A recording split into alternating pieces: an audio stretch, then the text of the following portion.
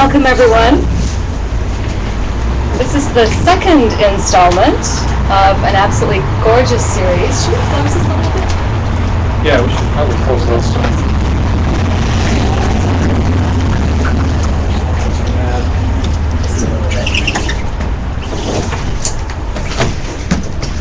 That's better. How many of you were here for the first beautiful talk? Yay, okay. Well, if you weren't, I'm sure that these beautiful teachers up here will catch you up very quickly. Does anyone not know Lama Yvonne and Lama Roger sitting here? Everyone? Okay. I don't. First time here. How did you find out about our talk tonight? Yeah. How did I find out? I've just been away, but I have been regular here in the past. Excellent. And your name is? Susan. Susan, welcome. I'm Sherry. Yes, you haven't, have you? And I always want to call you Lauren, but it's Laurie. Laurie's been coming to Wednesday night meditation class here. And I talk about my holy teachers all the time in class. So now you get to meet. This is so exciting. So Lama Yvonne and Lama Roger just recently came out of a great retreat of almost 3 years of solitary silent meditation, which is a significant accomplishment. And even before that, they started what we now know as Three Jewels Vancouver here. We started in Kitsilano in what was originally Lama Yvonne's office, actually. And thanks to the kindness of these two holy beings up here who gave up their life for the past over a half a dozen years to go down to Arizona and bring back precious teachings from the spiritual head of this whole lineage that we follow, Geshe Michael Roach. And there's pictures on the altar showing some of our lineage holders. So they are here to speak about the second installment of Keeping the Bliss, the Yoga of Relationships. Is the first series available on Ustream? On YouTube. YouTube? It's on YouTube, but yeah. Okay, fantastic. So for any of you who missed the first installment, come speak to either Lada at the front or myself after class. Mary Jane! We have matching haircuts. And you can get the link after class, okay, so that you won't miss anything. But please join me in a heartfelt welcome to Lama Yvonne and Lama Roger.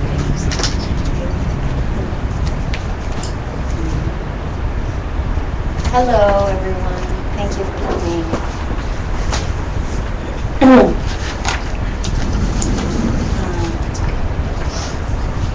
We'll settle ourselves a little bit, and then we'll do a very short meditation. At the first talk, we didn't teach, we led a little meditation on the Ajna chakra. And today, we're moving to the Muladhara. And there's a reason for that, which we might talk about tonight. So, Muladhara chakra, I think you all know, is the root chakra.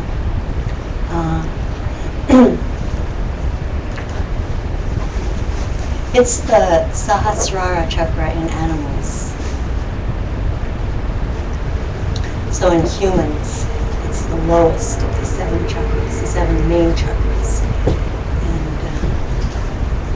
And the chakra system and the awareness of the chakras is very important for our spiritual development, and especially important in the practice of partners. So that's not something that this particular series of talks is going to cover, but it will plant the seeds for that, and it will prepare you if you diligently do the little meditations on the chakras that will teach us as each series goes along. So if nothing else, try to listen to the Ajna chakra meditation from the first talk and do that one, because the sequence is quite important, that you develop a nice awareness of your Ajna chakra before you move to your Muladhara chakra. I haven't seen you for a long time. I know. Wow. Sorry, I missed you last time. you. So find a very straight spine. Find a very straight spine.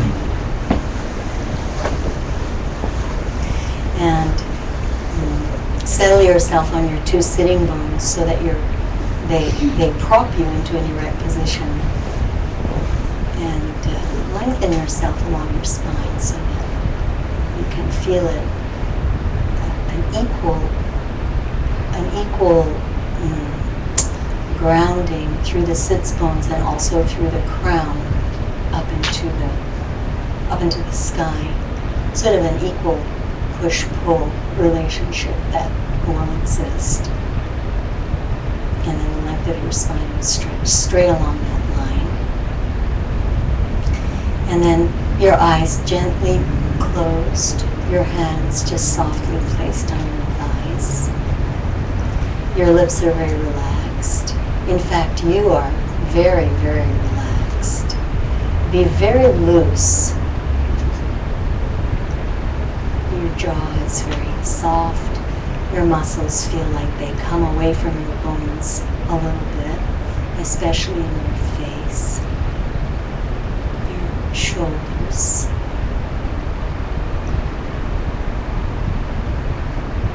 Very settled and very, very relaxed, very soft.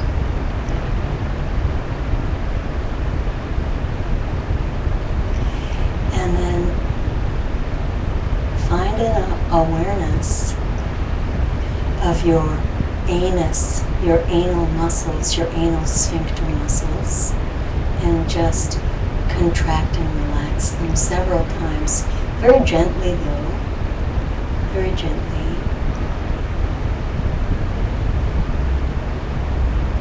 This is a mudra which we call Ashwini mudra. So just to have a clear sense of that mudra, do this gentle little engaging of the anal sphincters a few more times. And then let them go. Let them go. Completely release.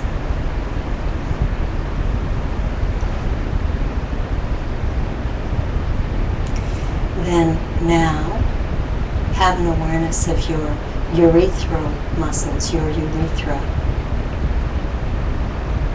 the passage through which we urinate, and imagine that you're thinking about stopping the flow of your urine, but very gently, just softly and gently, and just a few times, just enough times so that you have an awareness of how different they are, both in location and in sensation from the Ashwini mudra, from the anal sphincters.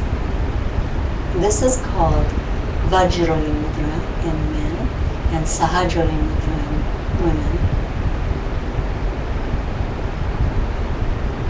The urethral. It's also a sphincter, the urethral sphincter muscles. The front lower wind.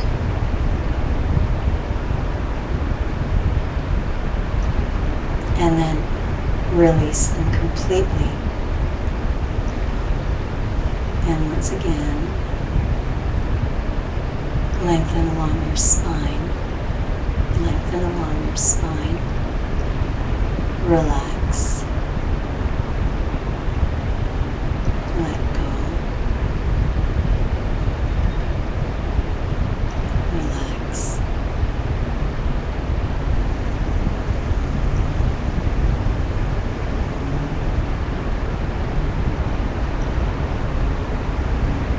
Now have an awareness of that point directly in the middle between those two, between the Ashwini mudra and the Vajrali or Sahajali mudra.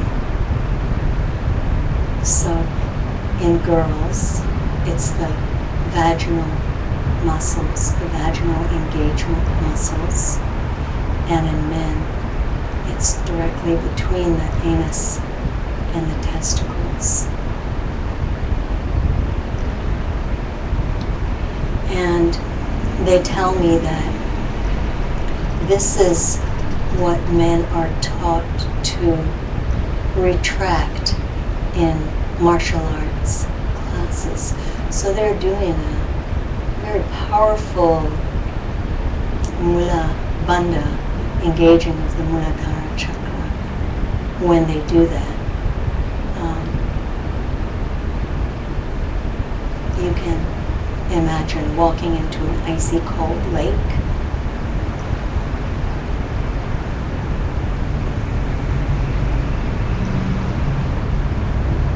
And for the ladies, this is just a gentle engaging of the vaginal muscles. And when you gently engage the vaginal muscles, you are moving in towards isolating the Muladhara chakra. The Muladhara chakra.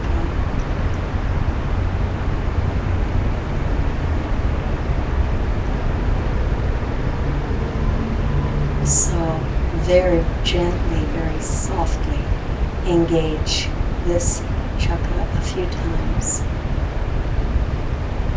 And as you do, start to slow it down a little bit so that you engage and release and engage and release, engage and release.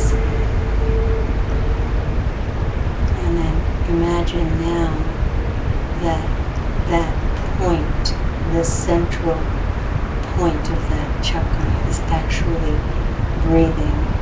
And as you engage, it's inhaling.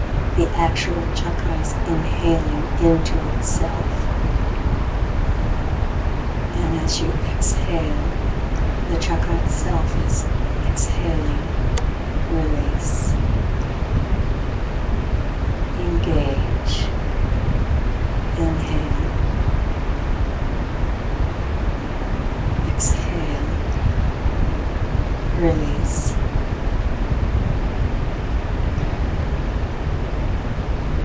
Engage. Inhale. Exhale. Release.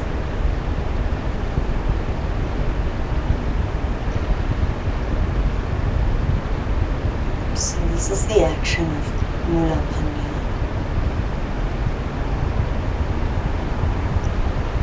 And this will help you to learn to develop an awareness of the Muladhara chakra so that you can isolate the chakra itself.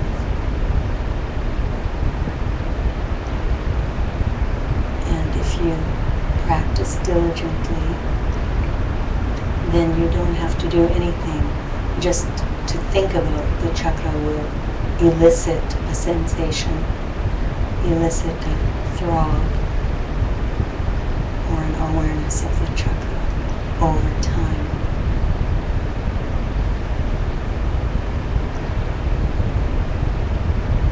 So relax now. Let go completely and totally relax your body. Totally relax your body.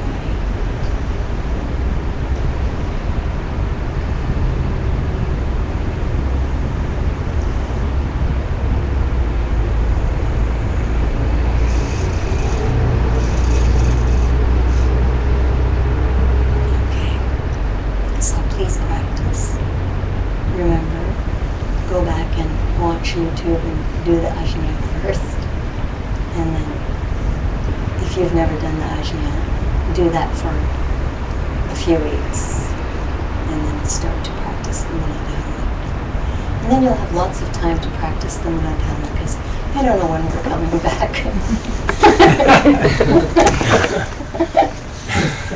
So you can practice for a while.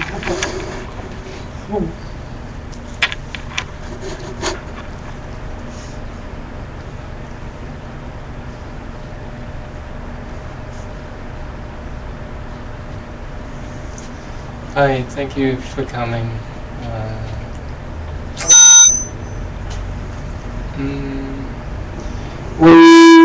We thought that we would just do like a little intro or like a little recap as to why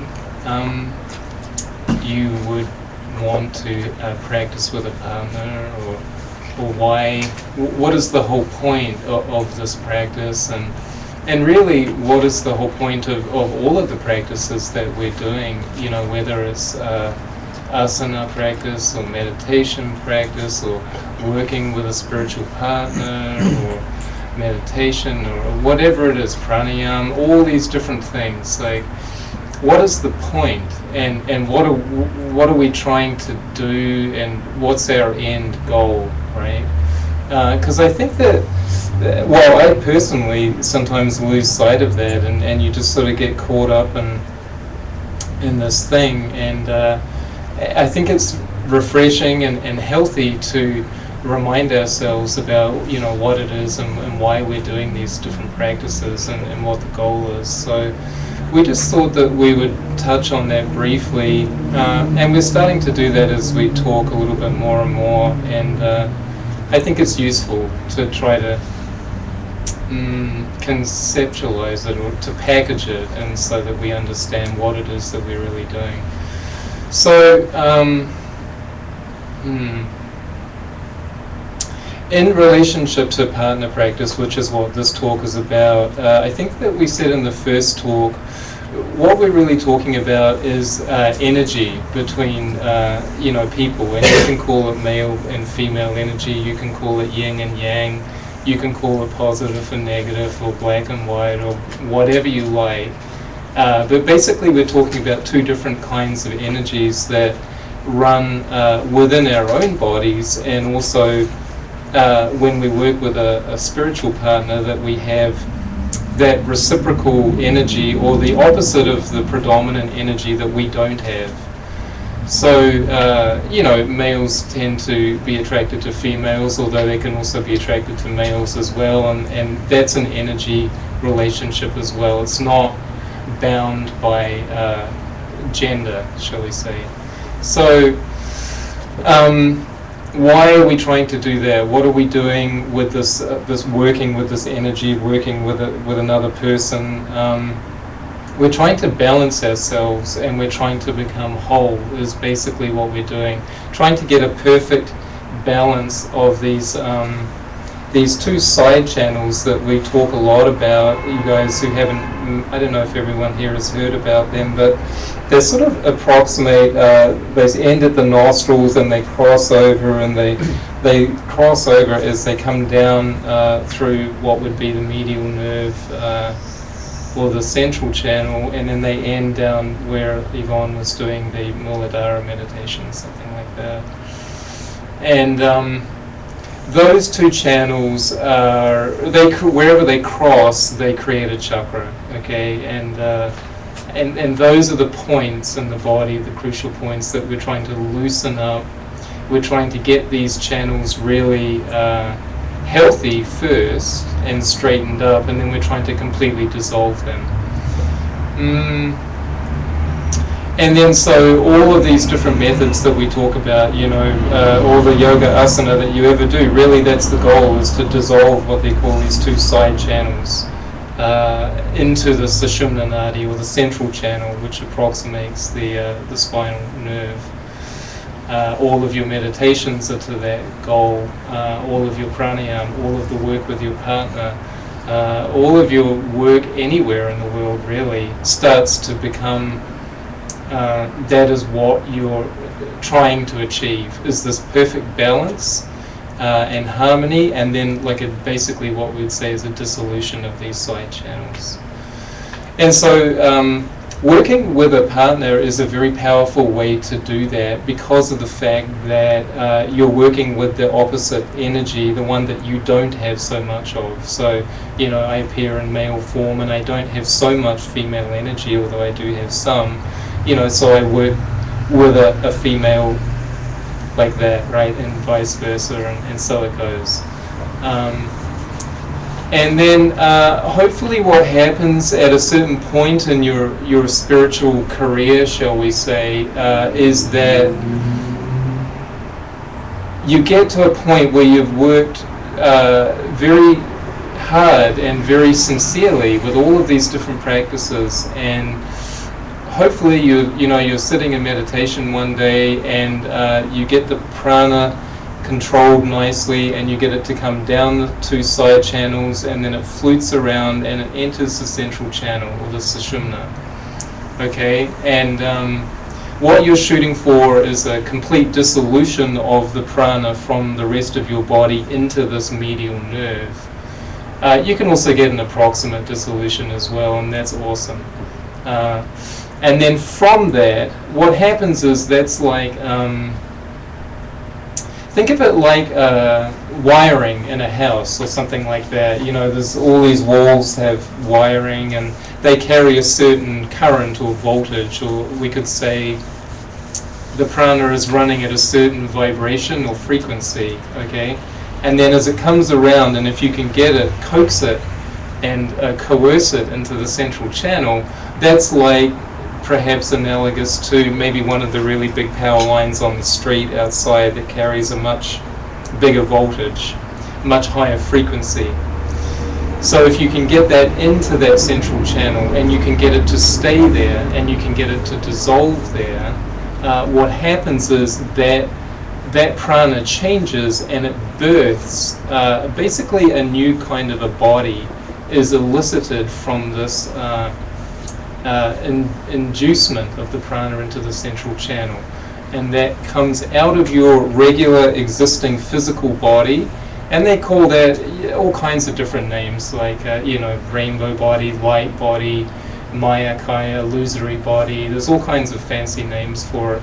Essentially, it's a sort of a super refined, very subtle pranic energy or body that is coming out of your regular body because of what you've done with your inner work. Okay. If you can get to that point, they say in a lot of different yogic and Buddhist scriptures, you're very close to reaching the final goal. And the final goal is to stabilize that body and to be able to reproduce it at will. And then hence you get into the whole talk that we're quite big on that in our lineage. You know, our teacher sits up in front of thousands of people and says, look, the goal is to get a body of light. You know, and really that's what I'm trying to talk about right now is getting that to happen within yourself, and then birthing that body and stepping into that body, stepping out of this body into this new light body. So then you're not fettered by time and space and physical restraints anymore, okay? So you can, they say you can supposedly do all kinds of miraculous things and becomes very blissful, and your main job at that point is to run around helping people, something like that. So we can look forward to that. And in the meantime, how we practice is directly correlates to can we do that? Can we pull that off in this lifetime? So that's really like a sort of I guess a little recap for some of you on what we're doing, why we're working with a partner, why we're on the yoga mat, why we're busy doing pranayama every day, why we're doing bandha workshops and this and that. That's why. That is what we want to do. Okay. Because once you've done that, then what is there else to do with your life? Everything else would become very, I guess, sort of almost prosaic or mundane at that point. I mean, once you've stepped out into some kind of like amazing illusory rainbow body of light, and you're just in perfect bliss all the time, then all you would really want to do is to help other people do that, right? So that's the goal of partner practice. that's why we're up here talking about it. It's really awesome to think about that idea, that end goal, and to just hold that in your mind as you go about your day. You know, I think it plants extraordinary seeds in your mind for it to happen if it hasn't already happened for you. Because really all we can do is seed planting in our practice, you know. We have some kind of goal, and then how do we get there, you know? A lot of it is by visualizing ourselves in a certain way. We talked about Nagyal in the last talk, and Yvonne's going to talk about it again in a second here extensively. It's important to do that because in tantric practice, that's what's called taking the goal as a path. You already see yourself in a certain way, in a certain light, and you imagine that you've already reached that goal, you see. And something extraordinary happens in your mind if you keep on and on and on and on doing that. And it's just a retraining of the mind, right? You can do it. You just have to really want to do it, and you have to understand why you're doing it, and then you can do it. And at a certain point, you know, your mind will shift, and it will go from everything is just mundane and normal, and I'm just mundane and normal, to everything is extraordinary, and everything is unbelievable, and this world is a divine world, and all the people in it are divine, right? And every living being is like that. So that's all. That's all. So don't forget it. That's why you're here. That's what you're doing. All the practices take you to that place. Okay. Yeah.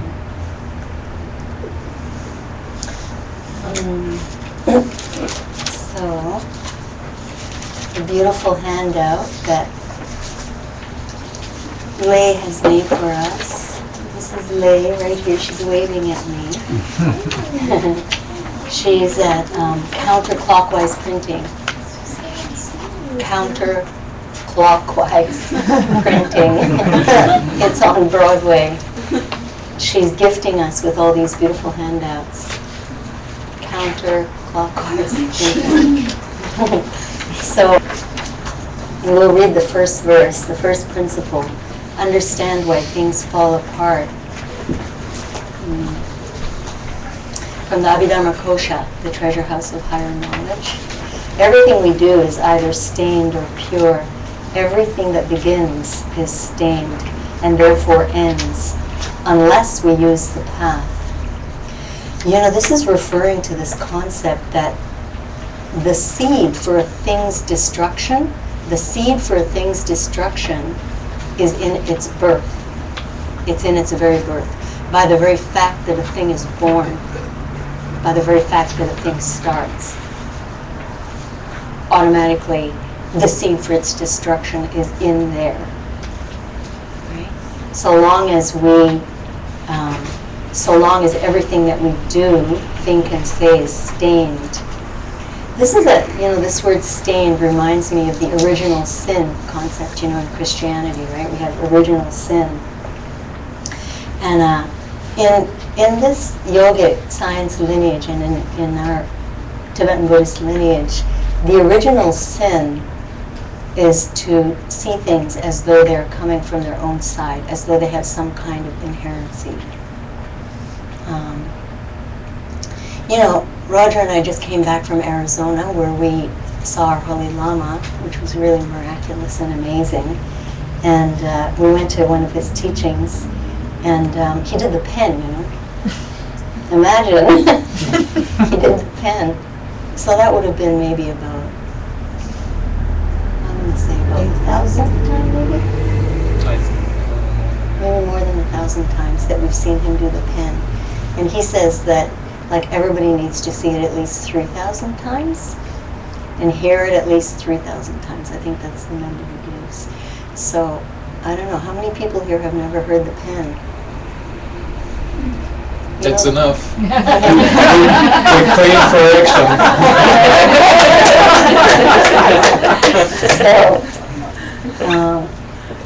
And just as an aside, we also went to see our classmates who just emerged from retreat.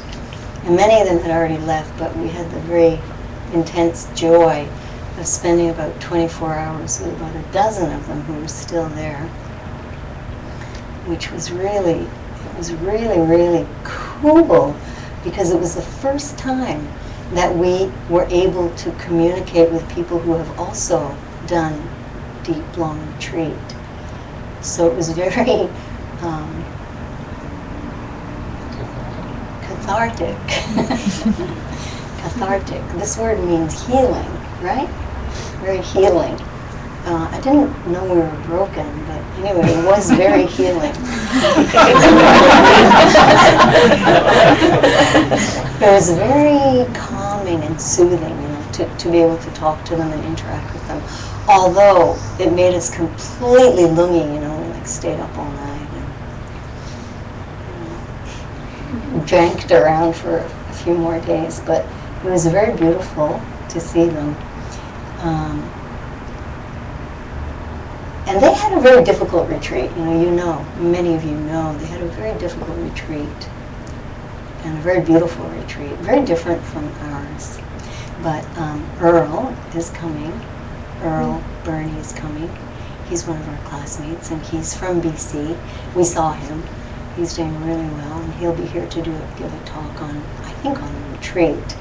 So you should come because he'll tell you about that retreat. You know, it was very different from ours. So anyway, the pen, but I'm going to use a sock, I guess. What is this thing? What is this thing? Sock. Yes, sock. My sock. Sock. Well, we were also at Roger's sister's house in Oregon, in Ashland, which is very close to where Rajneeshi lived and prayed and taught. Osho, also known as Osho.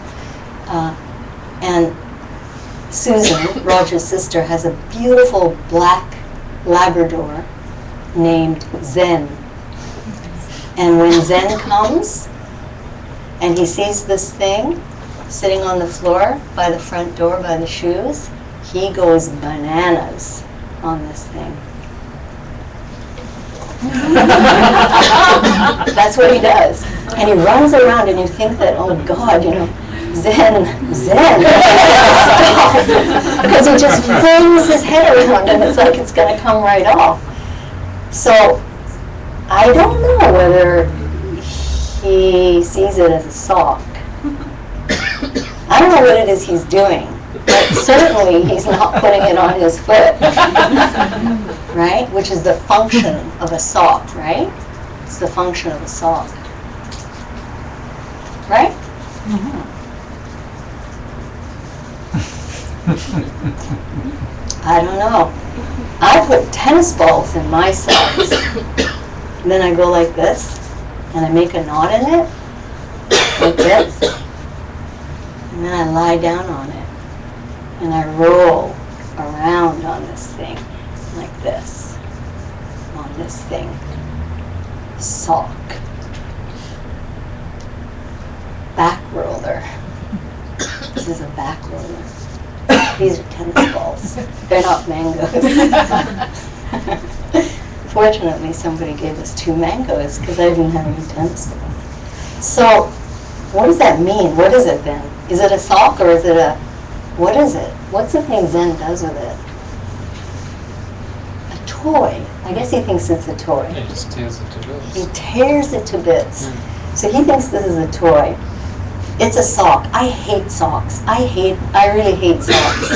And for me, as soon as possible, I like to shed my socks. I really don't like wearing socks, you know. I should really live in Arizona or somewhere, right? I never wear socks, and Roger always has to say, put some socks on. It's like 5 degrees outside, but I never do. Because this is a back rolling thing, see? This is what this is for me. So, the question, of course, is always, well, what is it then? What is it really? Is it a sock or is it a chew toy? Or is it a device for housing my back massage implements?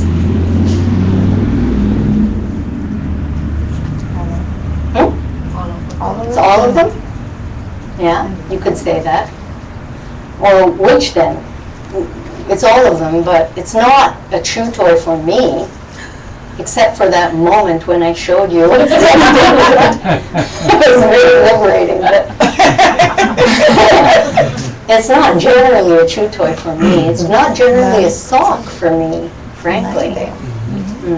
So maybe for some of you this is a sock. You know, for Zen it's clearly not a sock, and for me it's often not a sock. So that's the emptiness of this thing. That's the emptiness of this thing. See? When we put this down and we all go home, and this thing is still sitting here, what is it? What is it? Neither sock or... Nada. That's right, it's nada. It's nothing. It's nothing. So, it depends on what then? Who's looking? Depends on who's looking, right? Depends on who's looking. And so the dog sees it as a chew toy, and you know, Roger likes socks, you know, so he sees it as a sock. You know, I hate socks. So for me it's a thing for massaging my back. And that's fine. So the thing is empty of having any inherent nature as being one or the other of those things, those three things. The sock itself is empty of that. The dog or the person, right? Like, for example, Roger sees it as a sock, I often don't. So not only is the sock empty of being a sock for a human, like depending on which human is looking, you know, it could be a sock and maybe not. Certainly there must be many cultures who have no idea what this thing is, you know, and maybe they use it like for some sort of a knapsack or something, hauling stuff, or, you know. So the thing is empty of having any inherent nature, which is fixed, that you can ascribe to it, which is permanent and it stays with this thing. It's empty of that. Not only that, but it's empty of any interaction that you have with it.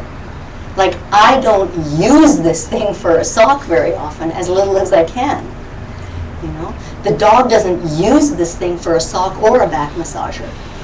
Its function, the interaction of whoever's looking, is empty.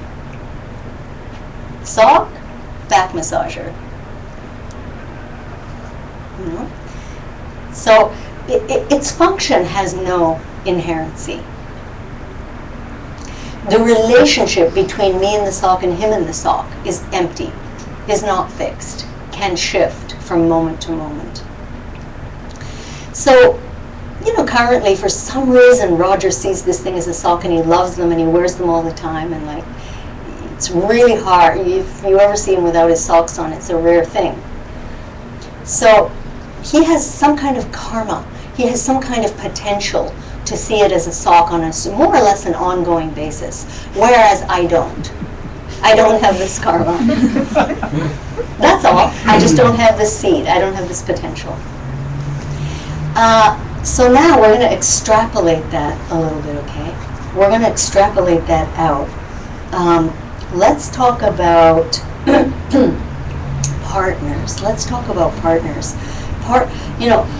Partners, especially the partner in the first 6 months, like the partner who is like the God of all gods, and the partner who, you know, the partner who is the answer to, like, has descended from heaven. That partner is very much an Exhibit A, right? We think. Exhibit A is like that one thing which is fixed in all of the universe. Nothing has any nature of coming from its own side. Nothing has any fixed quality that stays with it, except for this divine partner in the first 6 months. And then the partner in the last 6 months also has lots of inherency, right? Right? then like somewhere in the middle you think, okay, we'll compromise, like now you're right and now I'm right, and like now it'll be this way and now it'll be that way, and now I'll wear the shoes of the ogre, and then tomorrow you can wear them, this kind of thing, right? So we kind of shift a little through the life of the relationship, and then somewhere in the last 6 months it goes back to being, you are a jerk. You are such an asshole. From your own side. You have always been one, you will always be one, and that's just the way it is, I don't know what I was doing with you. And now I'm out of here, On to the next one, right? So that inherency in the partner is also not there. There is no such thing as any quality that you can ascribe to your partner that belongs to them, that's coming from them out at you. How do we know this? How do we know this? Like, I don't know about you, but for me, right, I think about my life and I think about the partners I've had. I've had 2 husbands, and then one kind of like a husband with a small h in the middle.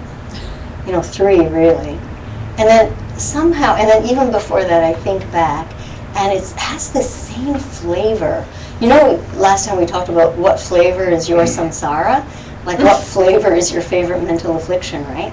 Well, my favorite flavor in the relationship shtick, right, the relationship game, it's a very similar flavor that's carrying through, see?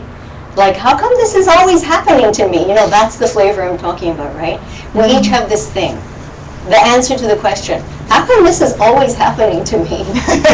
The answer to that question is your favorite flavor, your favorite samsara flavor, Whether you're talking about your boss, or your children, or your partner, or music, or the kinds of foods you like. We have this concept that the qualities of these things are coming at us, and why is this always happening to me? You see? Or how come I always have to end up with the escargot?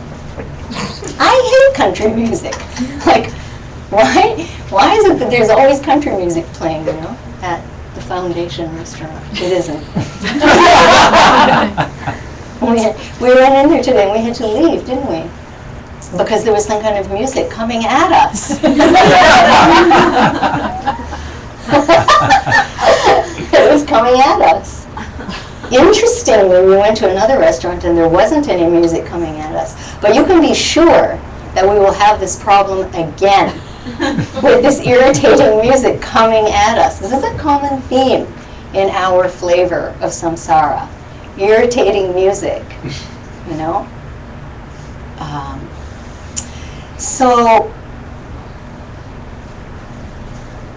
it's good to think about that. It's good to think about patterns that we have, in our lives, especially the deep-seated patterns which move forward from boss to boss, from job to job, from city where you live to city where you move to, from partner that you had to partner that you dumped to partner that you then got, Like, it can be very interesting to have a look at that and note that the God of the first 6 months repeats, and then the asshole of the last 6 months repeats. And it's kind of like this refrain, right? It's like a little refrain. So then you have to wonder, well, can't we just be happy with our partner? Isn't there some way we can just keep one and just like stay with them and be happy, Because if you really look at it, it's not working so well to trade them in on a continual basis, is it? Anyway, you can answer that. So that's the pen, that's the pen, right? Geshe Michael does it with an actual pen. Do you want to do it with a pen? Would you like to? Lydia's pen? Just so that they have the 1001st time. Yeah, okay. So all it is, it's just people see objects differently, right? Depending on who's looking. That's the bottom line on all of this stuff.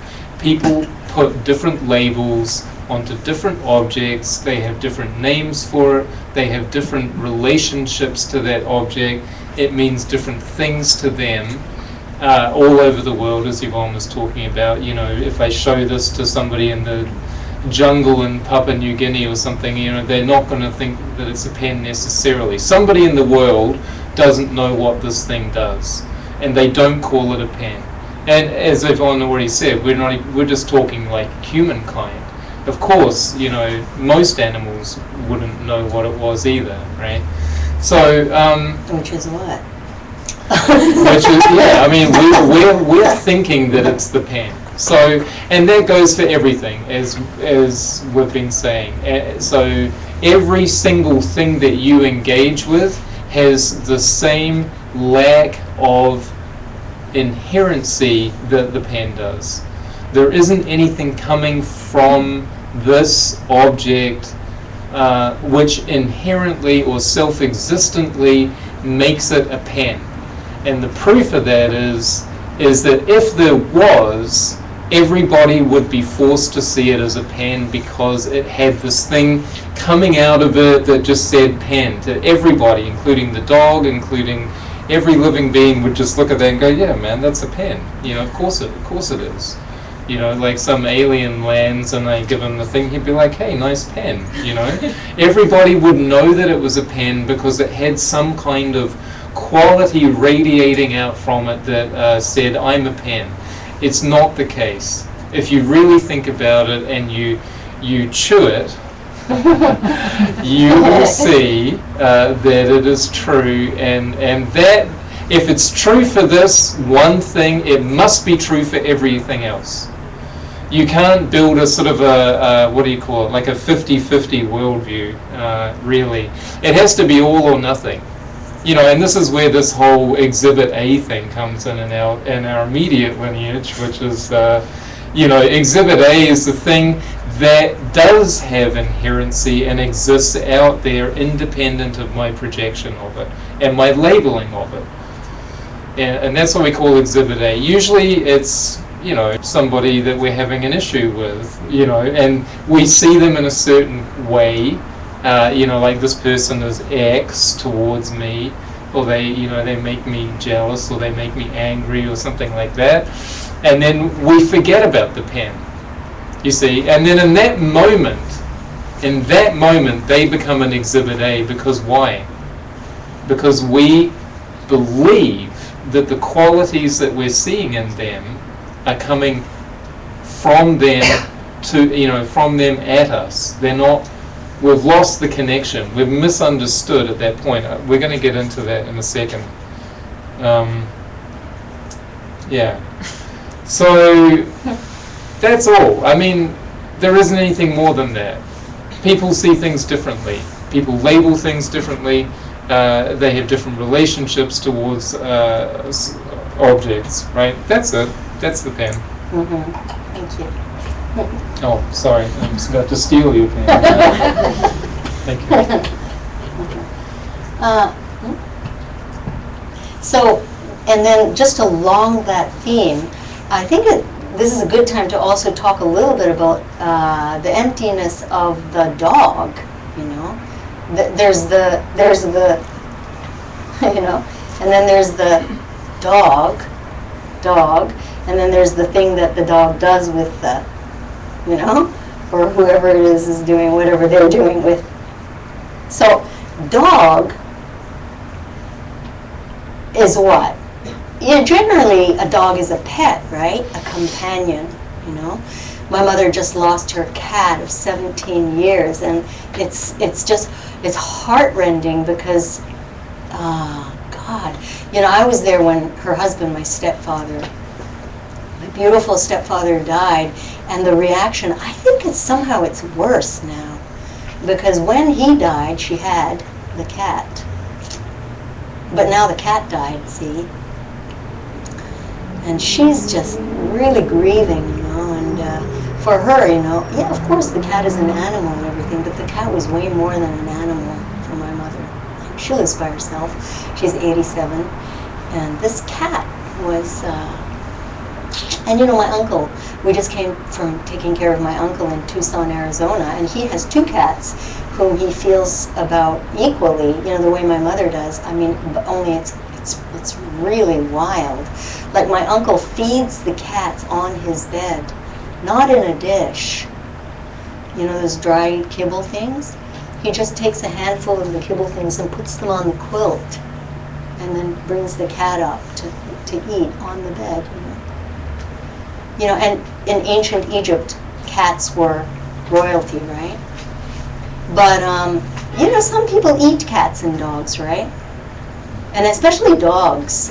They're not pets, you know? They're like, not even, like, you can't even, they're so unclean that people won't even have them around. They just put them to death on sight, you know? Or they're food in a very starved population. So, dog has no self-nature, which is common across the board, across the universe, you know. There's no fixedness about this dog, and there's no fixedness about this chew toy, and there's no fixedness about the interaction that we have with this thing, right? And there's no fixedness about, see? None at all.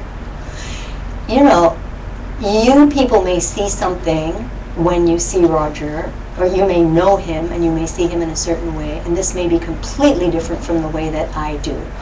You know, we all know that this is true, right? We all know that this is true.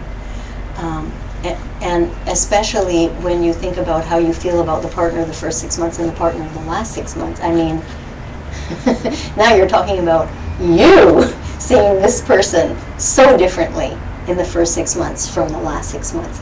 Never mind how anybody else may see this person or you. So any qualities that you see, that you imagine yourself to have, any qualities that you imagine your partner or anyone else to have, these qualities are coming from you. They're coming from some kind of seed potential that you have. We're just forcing you to see these qualities in them.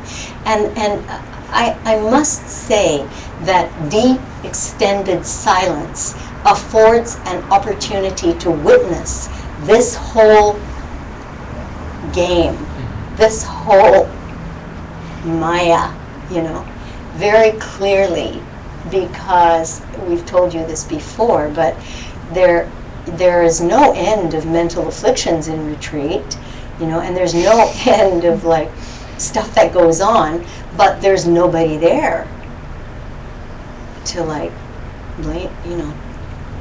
How can they do this to me? But there's no they, you know. So then what? What happened? What is it then? Who did it? If there's no they, you know. And especially because Roger and I, within our retreat, we also did solo retreat where we didn't see one another for extended periods of time. So then it became really a very, very interesting situation of looking for the they. Surely there must be somebody who's making me feel this way, you know. Surely somebody is doing this to me. Just beyond the gate, probably. You know, where are they? Somebody's doing this to me. I know it, you know. So it's pretty insidious. And so retreat does provide a very nice opportunity. So we encourage you all to do retreat, you know, in some way, shape, or form. And you know, our classmate Doug Wienhoff has come many times, and he's going to come more times. So if you haven't already availed himself of his skill in teaching what to do with yourself, you know, in retreat,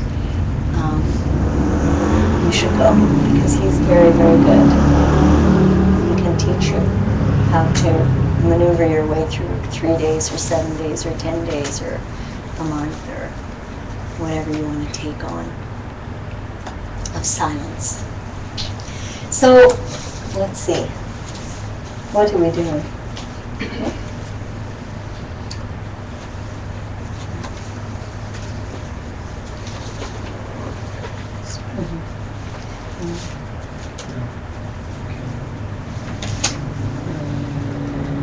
So let's see, I'm reading the second principle. Stop trying things that don't work. From the Yoga Sutra written in India about 18 centuries ago.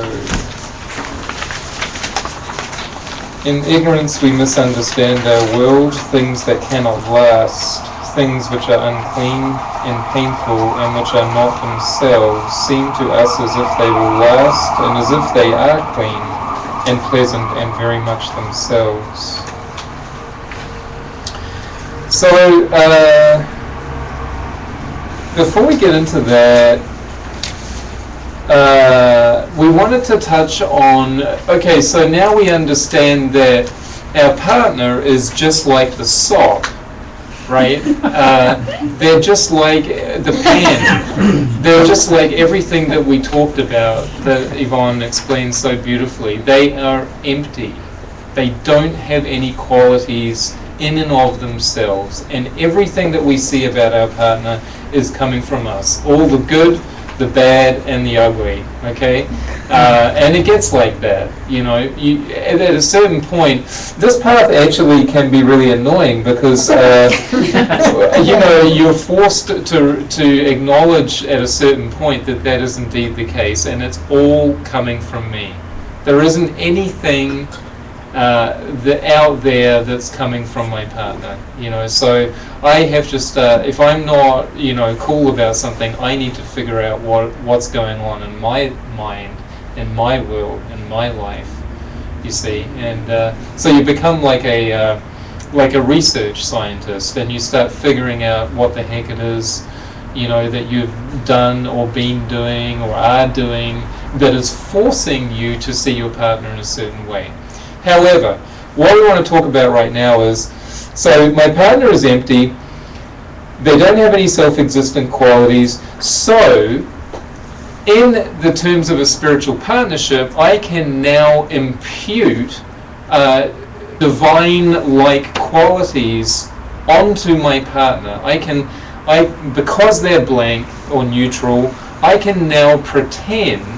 Or maybe you don't even have to pretend. Maybe they just are like this angelic person for you, and that's awesome. I would ask, can you sustain that? We'll talk about that in a second. But, you know, if you're not in that place where it's all just like bliss and void and everything, and, you know, at certain points of the day they really annoy you or something happens, can I impute these qualities onto them and hold that in my mind as I go about my day? You know, I'm living with a person who's divine. We talked about Nagyal in the last class, which is sort of loosely translated means divine pride, thinking about yourself and now your partner in a certain kind of a way. In the intro, we talked about how you use the path as a goal. Okay, so that's a perfect example of what we're talking about here, how that idea comes together. And so, what's the point? You know, why am I going to struggle to see my partner in a certain way that isn't a normal way? Why am I going to ascribe all these divine qualities onto them? There are lots of reasons why you want to do that. It's a very awesome practice. It's a very fun practice. And it essentially, when I was thinking about it, I thought, well, what is the big deal about that? It allows a sort of a space or an availability for you to receive teachings from them. Because that's why you're together, you see. You want to be able to start getting divine transmissions from your partner. Okay? It could just be a certain look that they give you across the room. It could be, you know, when they touch your arm or something like that. It could be just a one word that they say to you that triggers something in your mind or in your heart, and you're like, oh my God, that is unbelievable. What an incredible place to be in a relationship when you're able to access that with your partner, and you're able to use each other. It's not a dirty word, you know, I am using my partner, you know, to access divine transmissions, you know. That's awesome. That's where you want to be in your relationship. And how you do that is you get this sustained view of them that you apply to them of they're already divine. I'm living with God, actually. That's who I'm living with. I live with God. Every morning I wake up beside God, and everything that she does, there's some serious message in there for me. Why? Because of the sock. Okay? Because of the pen. Because of all of this. Because of emptiness, and because of karma and emptiness. It can be so. And, you know, we say, okay, you fake it till you make it.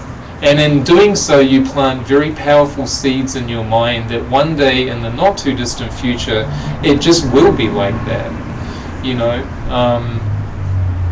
you can trick your mind, and then it will follow you down this logical path because you proved it to yourself with the sock. If you don't believe the sock, or you don't understand the sock, then this method isn't really going to work for you. It's not going to hold water, okay? You have to understand that very clearly and very deeply. There is no inherency about my partner. And so, if that is really true, and I believe that, then I am available to receive all kinds of divine messages from them because I've made them into this God, into this person.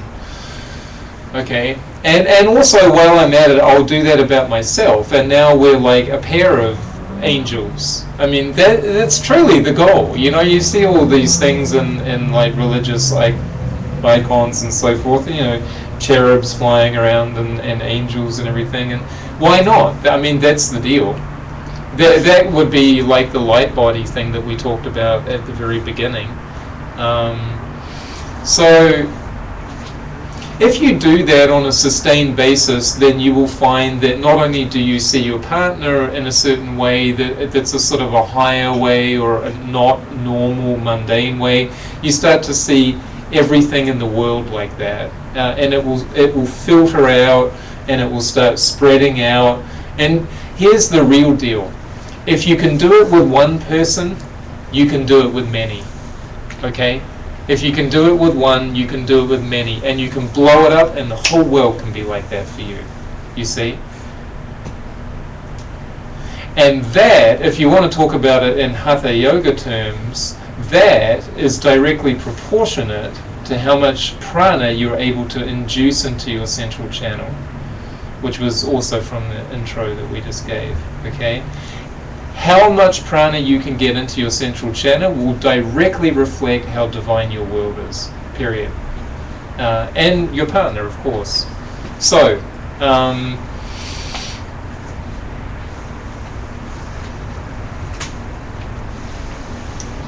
it's an awesome practice, it's fun, and you have to struggle with it, because there'll be moments where, you know, they turn into, your partners suddenly exhibit A, and you know, you're thinking that they have some inherent quality that's really annoying you, and you know, you need to train your mind to think about the pen or the sock or whatever it is again and again and again and again, so that you can recall it on a moment's notice.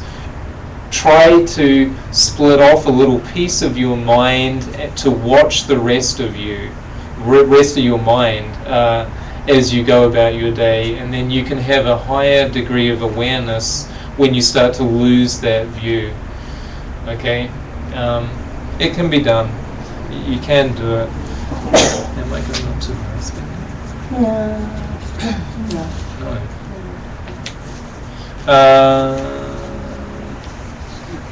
No.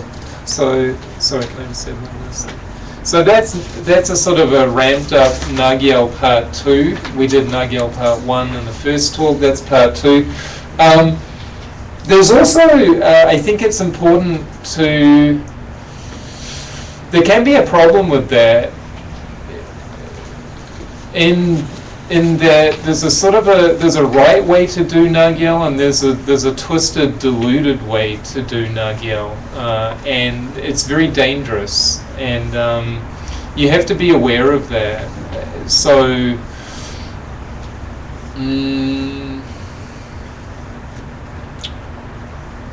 They call it divine pride, but really I would almost want to relabel that like divine humility or something like that.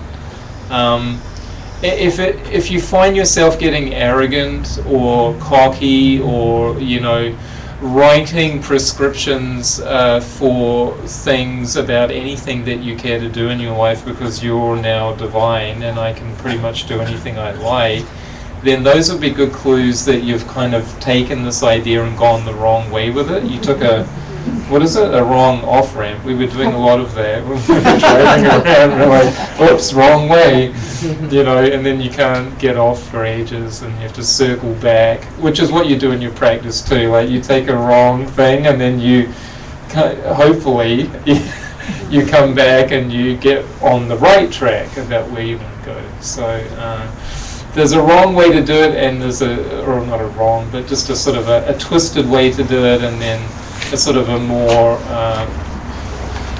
pleasant way or a more efficient way. And I think it involves humility and humbleness, actually.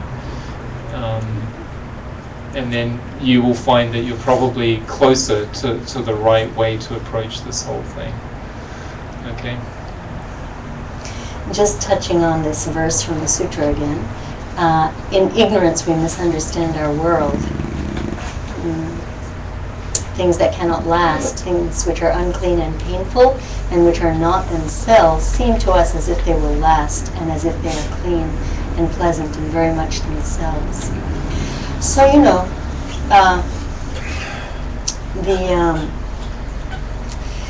the situations that arise between partners after the first 6 months and before the last 6 months, that series of interactions, that can go on for a lifetime, I guess, they are all a series of exercises designed to try to keep us together and keep us happy.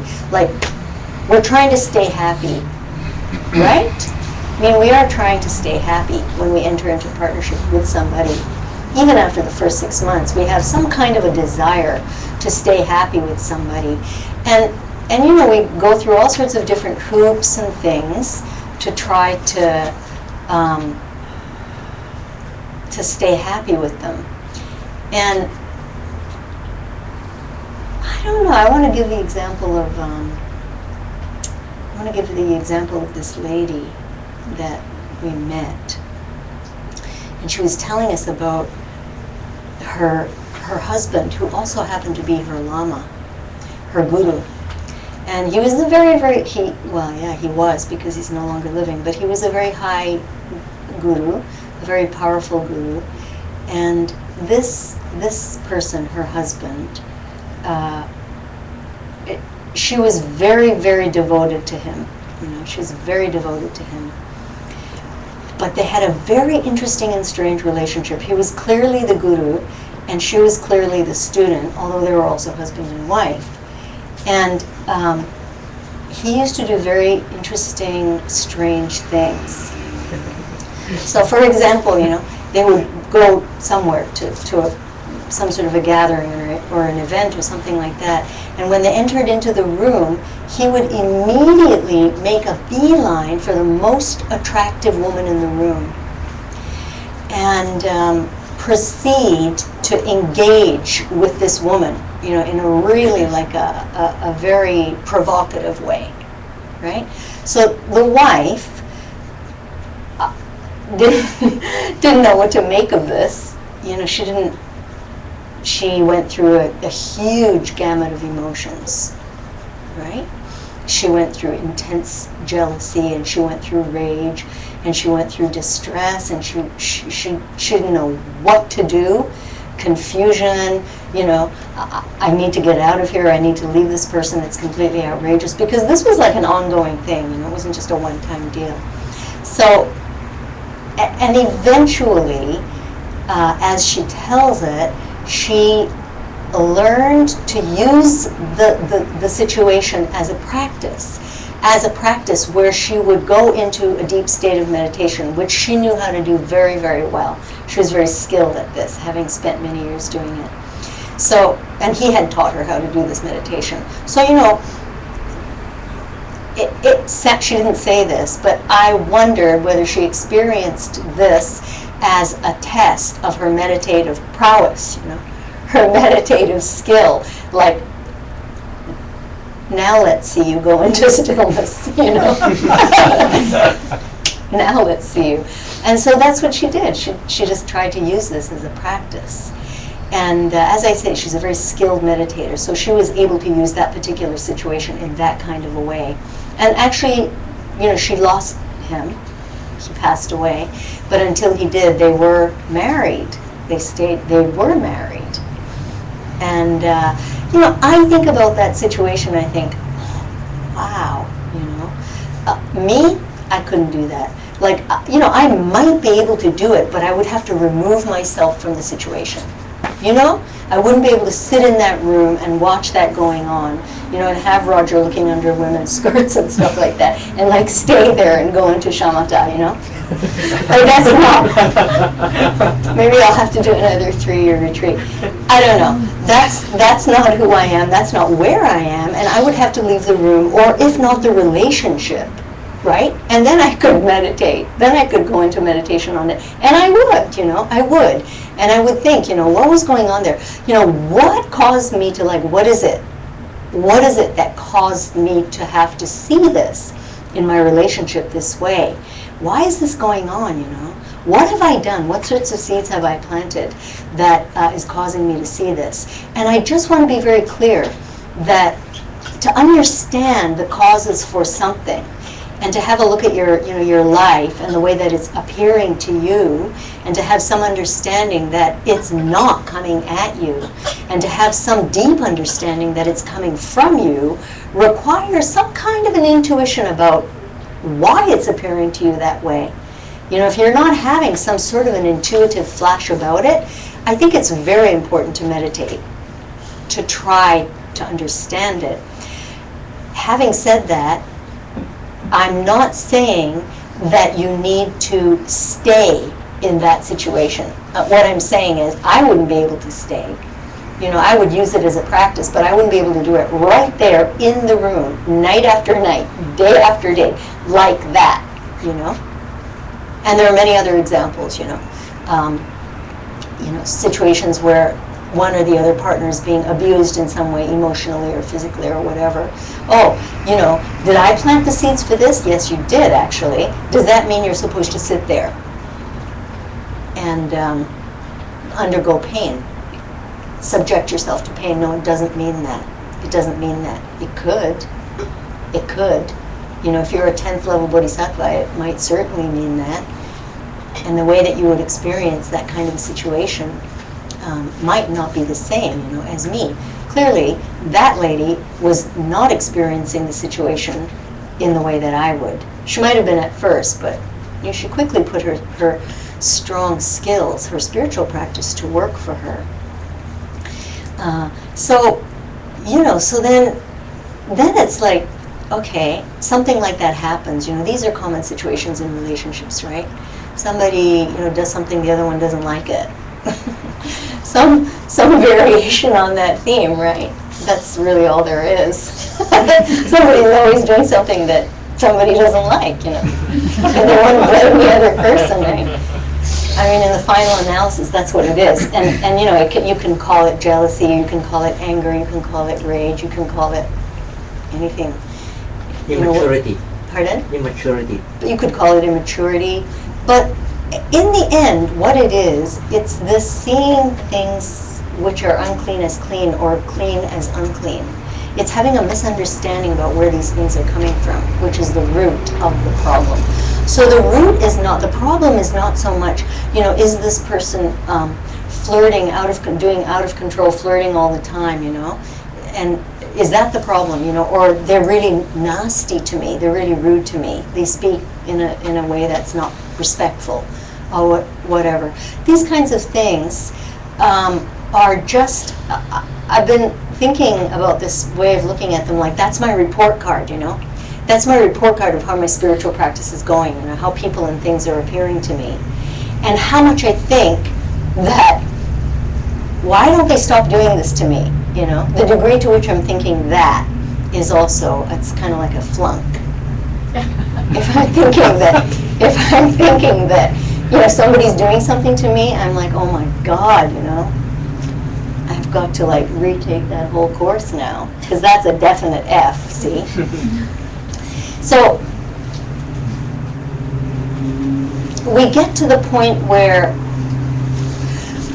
we must come to the point where we have an understanding that it's not, do I do this thing or do I do that thing? Do I leave the room because they're being so outrageous? Or do I leave the relationship? Or do I scream later? Or do I do the same thing? I know. I'll do the same thing. Wait a second. Wait a second. You don't want to do that. You know why? Because that's why it's happening in the first place. Because you did it. That's what if that's what you're seeing, that's what you did. It's generally very close. Sometimes it's not so simple as that, but generally speaking, it's very close. It can be very subtle, okay? I don't want to get too simplistic with this thing. Karmic correlation is very, very complicated. Only Buddhas truly understand the karmic causes for things. But you can think about it, if you want to get simplistic about it, the only thing that I would recommend that you get truly simplistic about is just be kind to other people. If you can do that, you don't really have to worry about anything. You don't have to worry about straying partners. You don't have to worry about cranky bosses. You don't have to worry about people murdering you, raping you, stealing from you. You don't have to worry about anything. If you truly could be kind to other people all the time, that kind of simplicity, I'll go along with it, okay? But when you're talking about the karmic correlation of why, why is my partner acting like this, Why is my partner unfaithful? Why is my partner beating me up? It's not, generally you can say that the cause is very similar, right? That is one of the laws of karma. The cause is very similar. I mean, to get a green pepper, you have to plant a green pepper seed, right? It's true. But it could be a yellow pepper, and it could be an orange pepper, and it could be a hot pepper, and it could be a sweet pepper, and it can get a little subtle, and the seeds can all look the same. So we have to talk a little bit more about that, and we will. But for now, I just wanted to address the fact that ignorance is thinking that they're an asshole and they're doing this to you. That's ignorance. Wisdom is thinking, wow, they're really being an asshole this time. I wonder what's going on. To consider that there is some seed in your mind to be forced to see them in this way. That's the beginning of wisdom. That's the birth of wisdom. Ultimately, wisdom looks like seeing everything that your partner says and does, and you can even start to hear what they think. And that's really the day. I'm not sure whether it's the day to look forward to. It is. It's the day to look forward to, And everything that your partner says and thinks and does is what Roger was saying. It's perfect purity. And it's exactly what you needed to hear and see, and divine about how to advance in your spiritual practice. And so, somewhere between those two things is spiritual practice, right? That's what we call it, practice, somewhere between those two things. Understanding that they never are coming from out there at you. It's never, what are they doing to me now? It's not ever that. It looks like that. And sometimes you do have to treat it like that. But you need to address what kind of seed it is in your own mind and in your own heart that forces you to see that. And then gradually, as you practice, you start to see it as a wow, like a big rejoicing. Oh, good, he's doing this to me again. I get to Shamata, 60 seconds. What do I, Then it becomes like a game, right? What can I do with this now? And then pretty soon, pretty soon there's no more opportunity even for the game, because guess what? They stop doing it. Then there isn't even any more an opportunity to try and get to shamatha in 10 seconds flat, or whatever your preferred method of practice is. You see? And you'd be sitting there thinking, God, make me jealous already. Let me see, so then it's something to sharpen your claws on, right? Something to practice. And that's really the third principle, but I think Roger's got something else he wants to do, right? Yeah,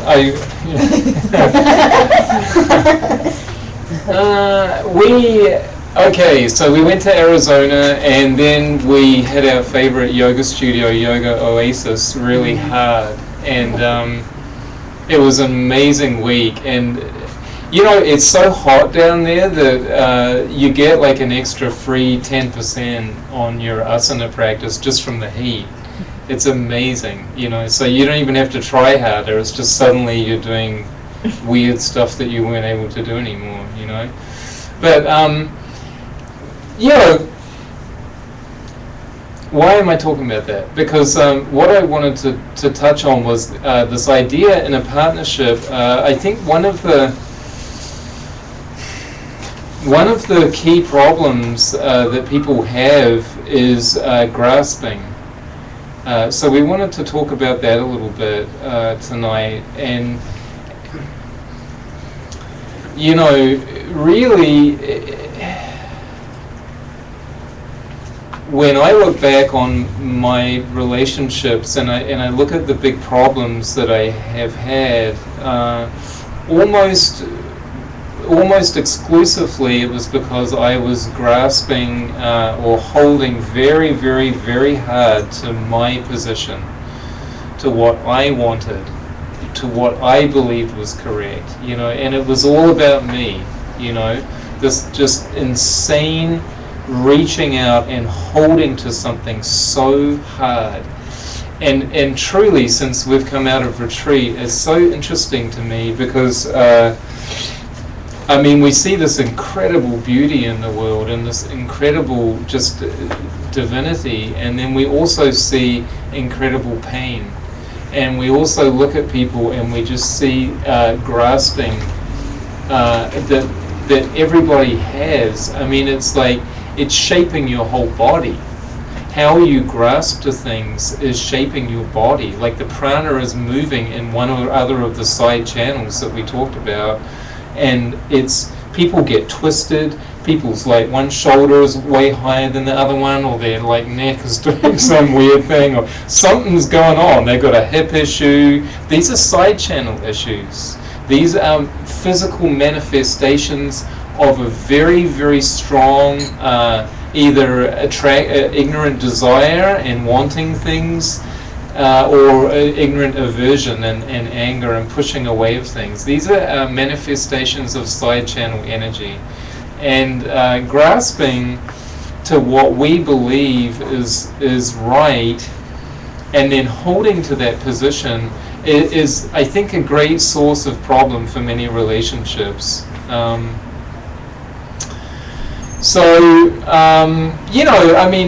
What's that got to do with going to Arizona and getting, a free 10% with your asana, right? Well, you have to, if you want to get into some kind of serious asana position or something, it's unlikely that without practice that you're just going to pop into it. Maybe a kid could because they're really flexible, but for the most part, people need to practice, right? And you get to a certain place in your asana practice and you keep doing it hopefully every day, and then you go to Arizona and you get an extra free 10%. But grasping is like that. How do you begin to ungrasp? How do you begin to let go of this insane stranglehold that we have with our minds and these positions that we hold? You practice. You practice just like asana, just like meditation, just like everything that we've been talking about. This whole path you're practicing. And how do you release the vines of the grasping and what is grasped? How do you do that? It seems like it's almost impossible at times. The first thing that you do is that you recall the pen or the sock. Okay? You have to train your mind to recall that again and again and again. And specifically, you have to remind yourself about what it is that you're grasping to. You know, my partner is like, we're talking about partners here, right?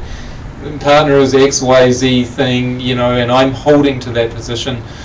Just thinking about the pen helps to release your mind from that position, because you have already proved it to yourself logically, hopefully, again and again and again in meditations, and hopefully you come to debate here and you talk about it and you debate it more, and you chat about it with somebody at the coffee shop and stuff like that, right? You start to imbue your mind very deeply with this understanding.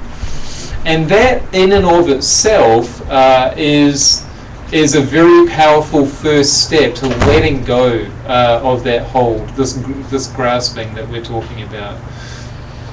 Another thing that you can do, which is one of my personal favorites, which I'm always excited to talk about, is, we already mentioned it, is splitting off a little piece of your mind and watching yourself, okay? Being aware that you're in the middle of a big grasping attack, you know, and that you're holding to some position really strongly. Having awareness of that, just that alone also begins to release that binding, that holding that we have. So I thought that we would just do like a really brief little, what time do we have? 8:55. Are we going to around 9:30? Yeah. Okay. We're just going to do a really short little visualization, meditation visualization, and then we're on the home stretch, and we'll let you all go home.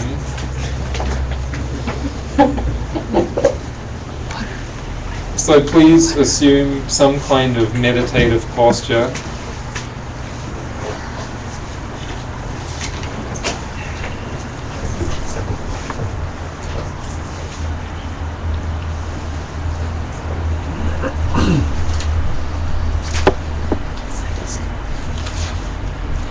We're just doing a short visualization. Yeah.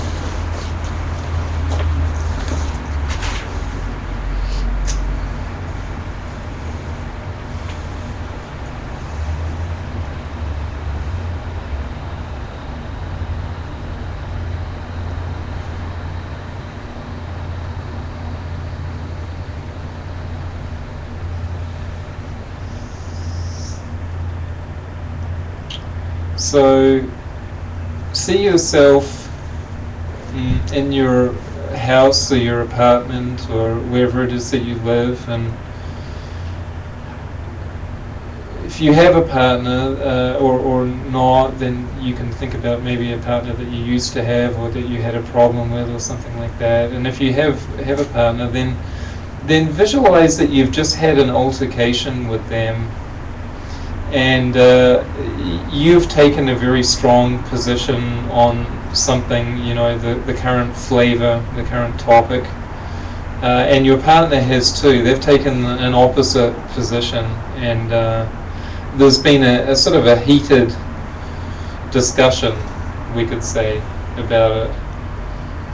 And then they say something that just really, really annoys you now, you know, and you see yourself, okay, I'm going to just go off into the other room now, I'm not going to take this any further.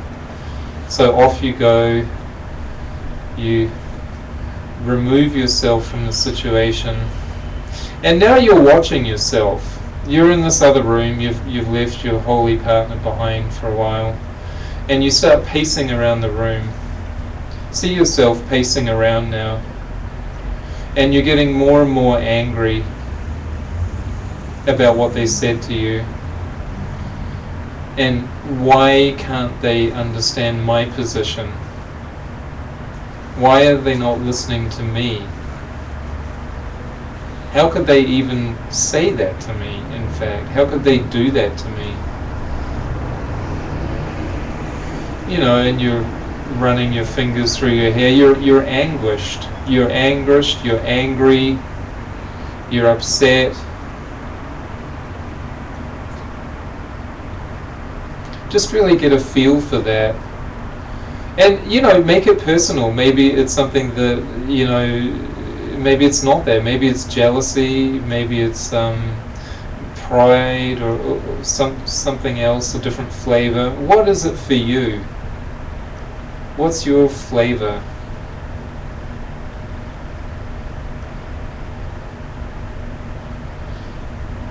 Think about, is this a reoccurring flavor in my life? Is this something that just keeps popping up? Maybe it just has a little bit of a different shape or color to it, you know, partner by partner, day by day, year by year, but at its root, at its core, is there something about it that is very, very much the same through my whole life, or for a great part of my life? And you're still pacing around and you're still mad at your partner. And just look at yourself now in this meditation doing that, you know. How silly am I looking to myself? How futile is this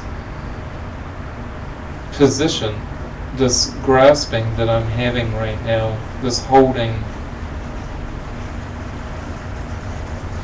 Yeah, I've done it a million times before, and it didn't really help, actually. You know, and here I am doing it again. Look at me. Look at me, furiously, you know, like chopping vegetables, and I'm so angry. You know?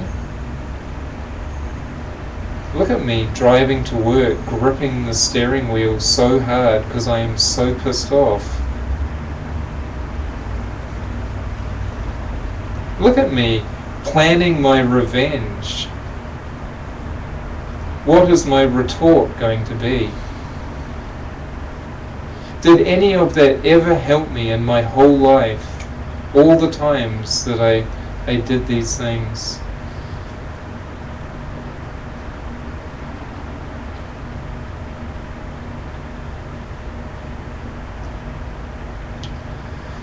Now see yourself taking a different position. You and your partner have your altercation. You put your position forward, they put their position forward, there's some kind of heated discussion, and then you understand in that moment that the grasping and what is grasped have no qualities of their own. Nothing self-existent about it. In other words, you bring up the pen.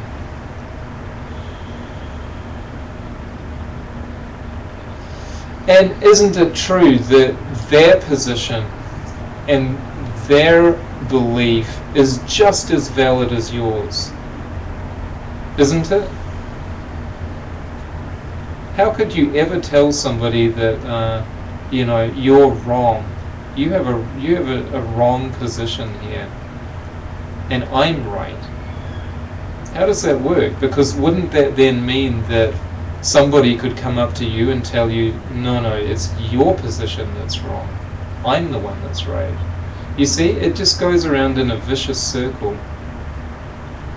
So you make a resolve to stop it right there as it begins to blow up. There's a crucial point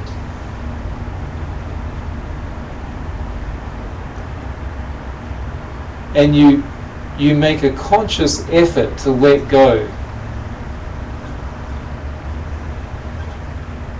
Don't you really want to just give your partner everything that they want anyway? Don't you just really want to make them perfectly happy? Why are you holding so hard?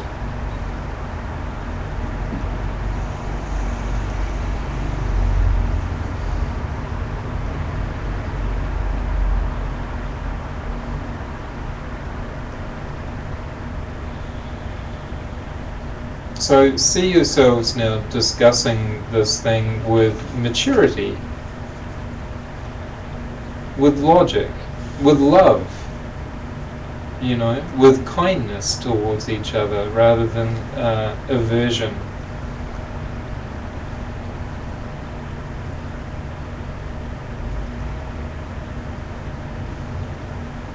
See that love is the ultimate cure for every problem that there is, not only in your relationship but in the entire planet, actually. And just see now yourself as a being that can just give love. You don't need love. You're a being that gives love instead, and it's just pouring out of you now like light. Love and light.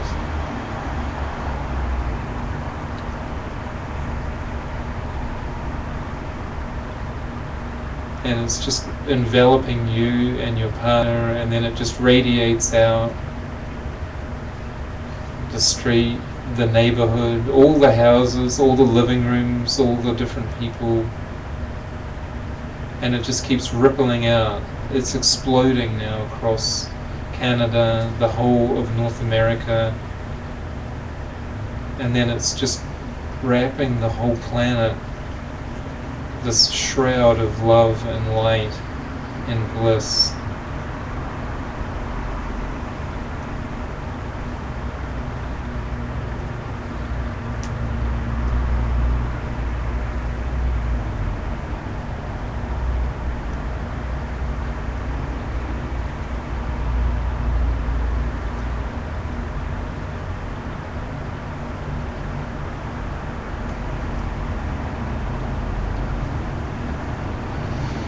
Okay, you can open your eyes. So by the way, one other thing I just thought of, back to Nagyel for 1 second. You know, you and your partner are really trying to see each other as divine, right? There's one really big caveat with that. There's one thing that you must remember. It's a mutual effort. Okay? Because if it isn't, and you're not both sincerely struggling to do that, you'll end up in a very lopsided situation, and it will fail. We just watched an unbelievable movie of our holy teacher giving a talk at the Mahasuka Center in LA, and he really got up on a roll. It was a deep dive into emptiness or something it was called, and he's like, there's going to be no break, I have to keep going, the bake sale will fail tonight. He says, you know. And there was a baby crying. Yeah, and then the baby's like, the baby will not cry and the bake sale will fail. It's like, I'm on a roll, I gotta keep going. But it's like, you have to both be interested in doing that thing that we talked about, this like pretending that we're both divine, right? Otherwise, it'll fail because, just like the bake sale did, because it'll twist itself, and you won't be able to get that reciprocal energy flow that we were talking about, and all these blocks and mental afflictions will come up because it's a lopsided one-way effort. Do you see? So it has to be two people reaching for the same goal together. And coming together like that. It can't just be that one person is trying to do that. I suppose if you were an extraordinary practitioner, you could do it like that. But generally speaking, for the most part, I think it's let's just say it's a heck of a lot easier if you're both reaching for the goal like that, okay? let's redo it like that. It's a heck of a lot easier because two comes together as one, but it makes more than one, right? You get the energy of two people reaching for something, but more than one thing comes out of it, or more than two things come out of it, something like that. Anyway, I hope that made sense.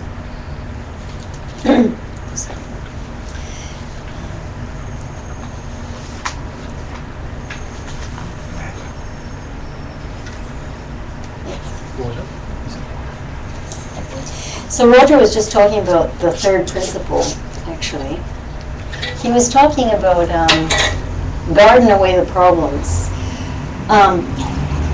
That's your third verse from the Diamond Cutter Sutra, spoken by the Buddha 2,500 years ago. The king of Kalinka was cutting off my fingers and even my arms, but it never occurred to me to think of him as him. Why?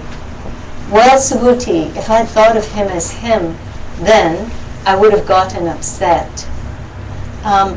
This verse is referring to a story of the king of Kalinka who was hunting.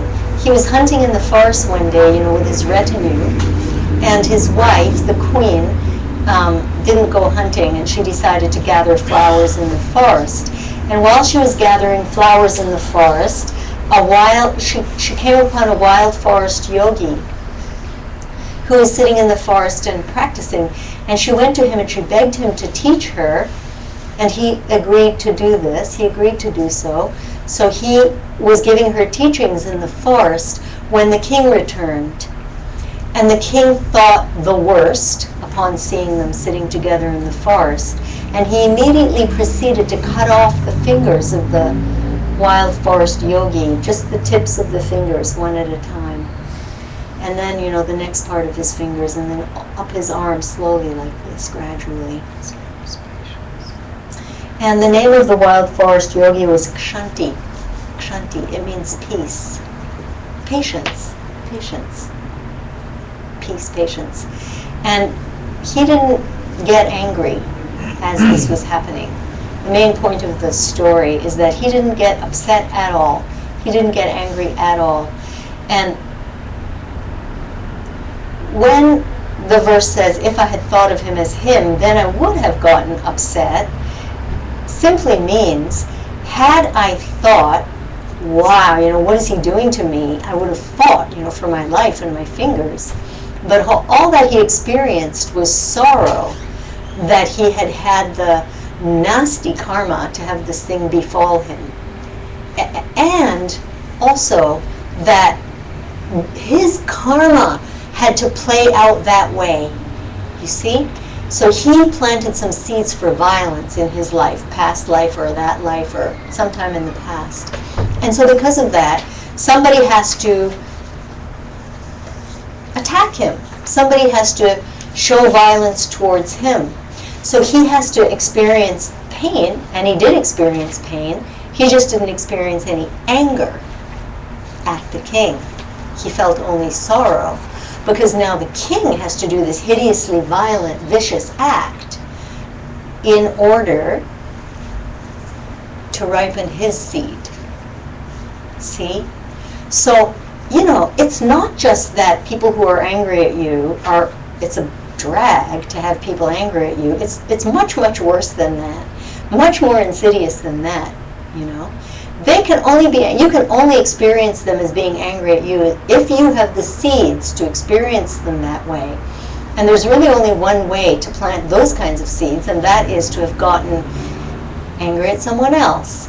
So now, you've gotten angry at someone else. Somebody has to become angry at you. Your seed is now ripened, right?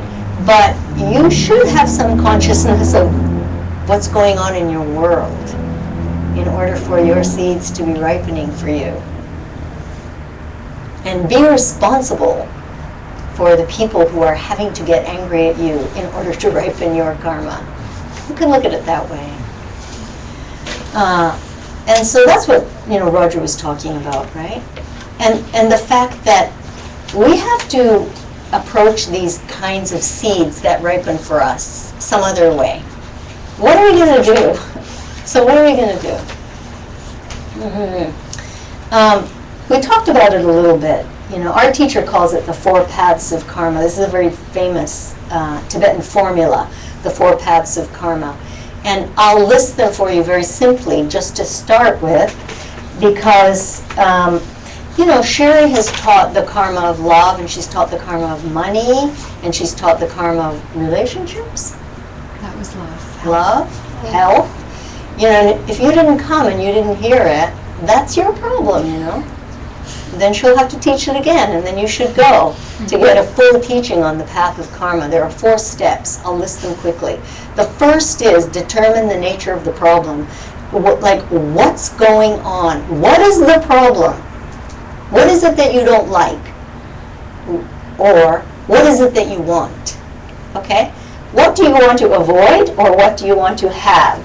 Those are the 2 things that give rise to ignorance.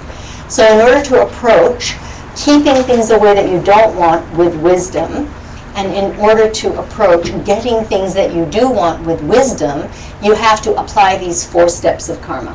You have to determine exactly what it is you want or exactly what it is you don't want. Very, very exactly. That's really key. The second thing is you make a plan. How am I going to get them? Okay, so it might look something like, oh, God, you know, my husband, just like, he has this thing where he beelines to the most attractive woman in the room and proceeds to, like, go home with them. What am I going to do about this? So first of all, I have to determine, why do I have this seed? Why do I see this? What did I do? What have I done in this life, right? And remember that small seeds grow into, you know, acorns grow into oak trees, okay? And maybe the seed I planted was a little wee tiny acorn, right? Something very subtle along those lines. Maybe not like that. But the acorn grew, and the acorn grew as a friggin' big oak tree, right? So the second thing is, the second step is determining how you can shift that karma. How can I purify that kind of karma so I don't have to see that? I want to keep that kind of stuff away in my life. What do I want? What do I want? I want a faithful, loving partner who genuinely is not interested in having other relationships, either, you know, in crowded rooms only or otherwise. Okay? Very clearly.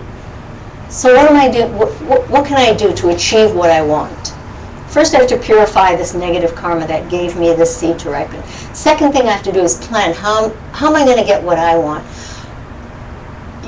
You determine somebody that you're going to work with. So when you plant a seed, when you plant a positive seed to switch up a karma, to manipulate your reality, you always have to work with someone else. You can't work with yourself, see? That's that grasping to yourself thing that Roger was talking about, right? That kind of thing doesn't work out.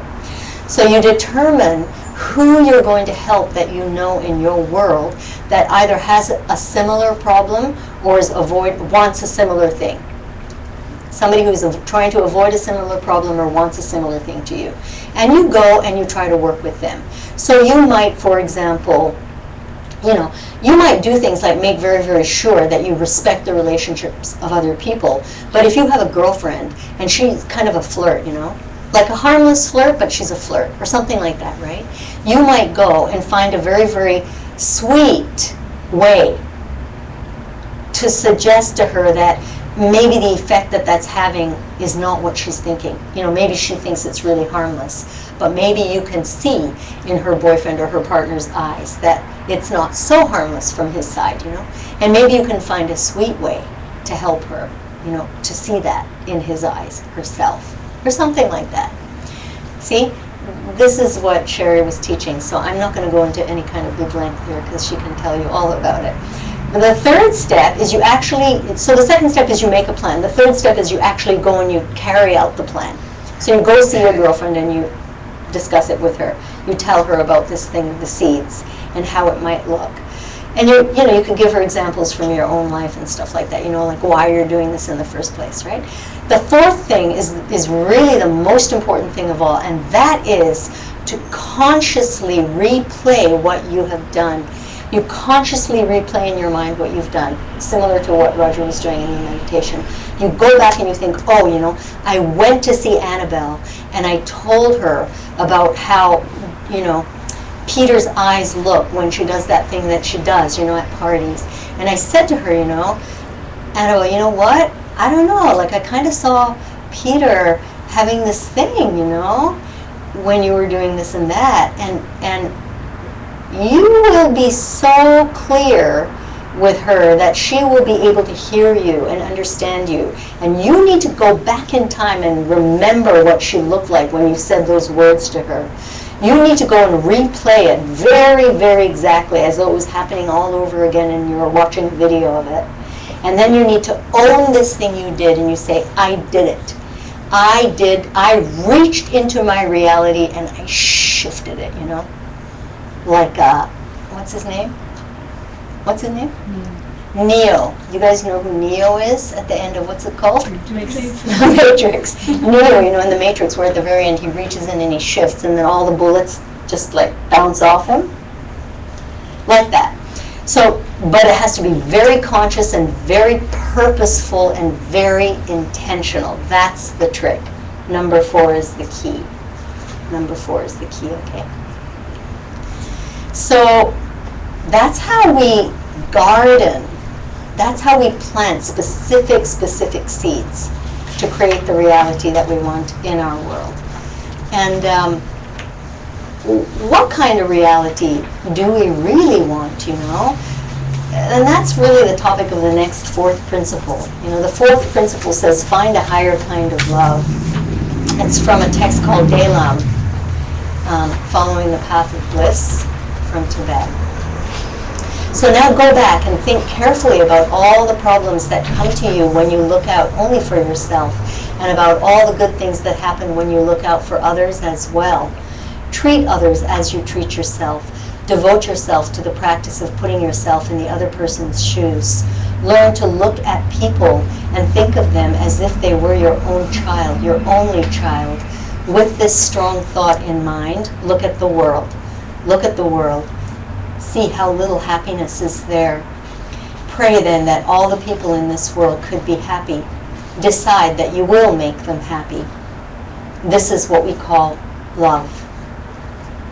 And so this 4th principle has very much to do with step number 1, where you ask yourself, what do I want, you know? Like, what do I want?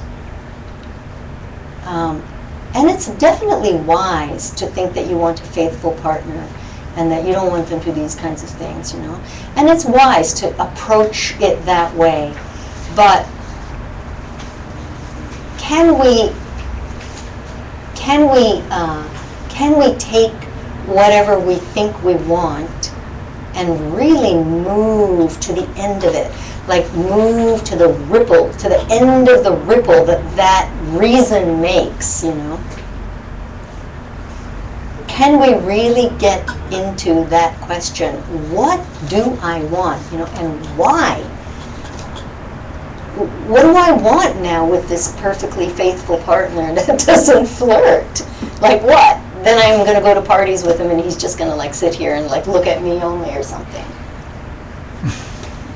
Then will I be happy? Maybe. But you know what I'm saying? Like, maybe not, you know? Maybe I will and maybe I won't, right? So, what is it that we really want, you know? What is it that we really want?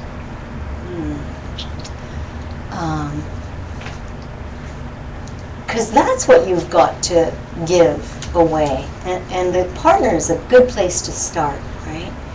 And you know, we all want to be happy, and we all want to stay happy, and we all want to be loved, and we all want to be cherished, and we all want to be respected. You know? These are generally the things that we want in our relationship. And those are beautiful, sweet, noble things that we can start to get by applying those 4 steps of karma. And then what, right? So I'm just challenging you to think a little bit deeper about what you want, and how the practice of a partner can really bring us ultimately to an extraordinary spiritual place. And the practices that we do in all our practices, the meditation practices and the yoga practice, asana practice, pranayama practice, the practice of the mudras, which is the practice of partner. All of those practices are designed to bring our prana and concentrate it into the central channel. And this is why it's very important for you to go home and practice the Muladhara chakra, because that's the Triveni, right? That's one of the gates where you can get the prana in to the central channel. So it's very critical that you can pinpoint it. You've got to be able to pinpoint it and experience yourself drawing energy upwards at that chakra. So it's not, I'm not just like giving you some kind of random weird thing to do at the beginning of these things. It's a very important thing. It's a very important thing. And it has to do with finding a higher kind of love through partner practice. It has to do with that. It has to do with you and your partner understanding why it is that, being together and having reached in and created this reality where your partner is, apparently everything that you want. And so now, somehow, you each get each other to a place where nobody's worried about themselves anymore. Right? And so then you can pay attention to the rest of the world. And this would be very sweet, this would be very beautiful to share your life with one other person and perfect this practice of kindness, and giving them everything. And perfect the practice of patience, all the 6 perfections with just one other person, so that you are in a state of availability. What Roger was fantasizing about in the meditation. He was fantasizing about it, right?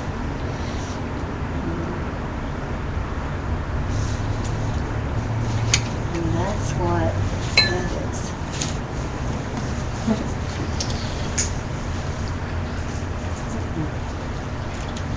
Yeah.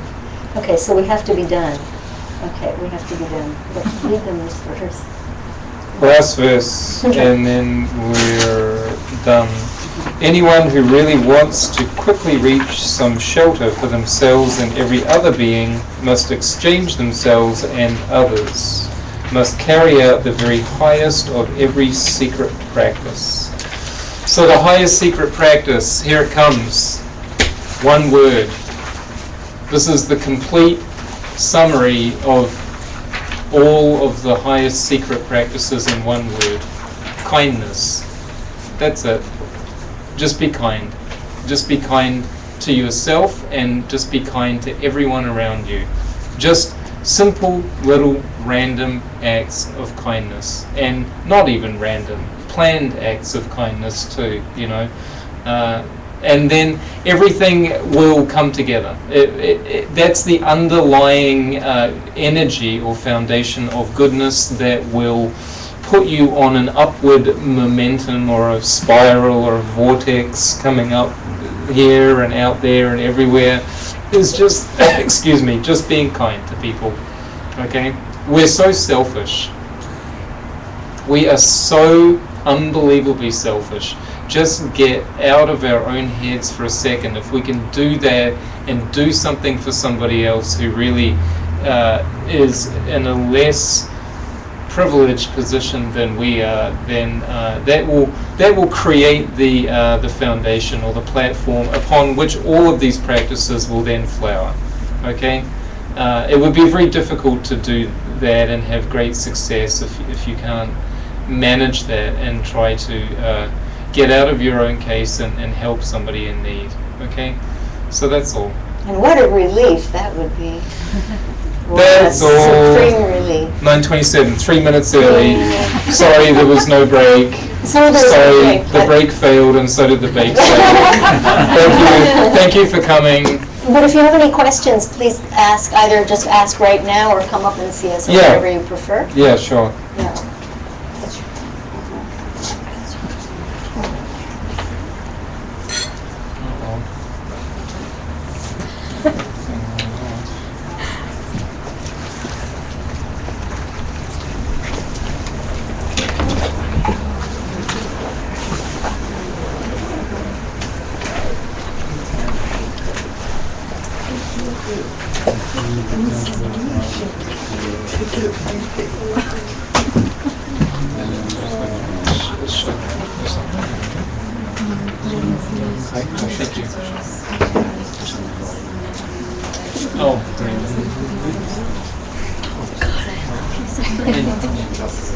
I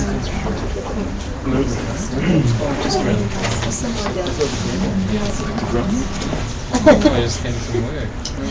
Working man now.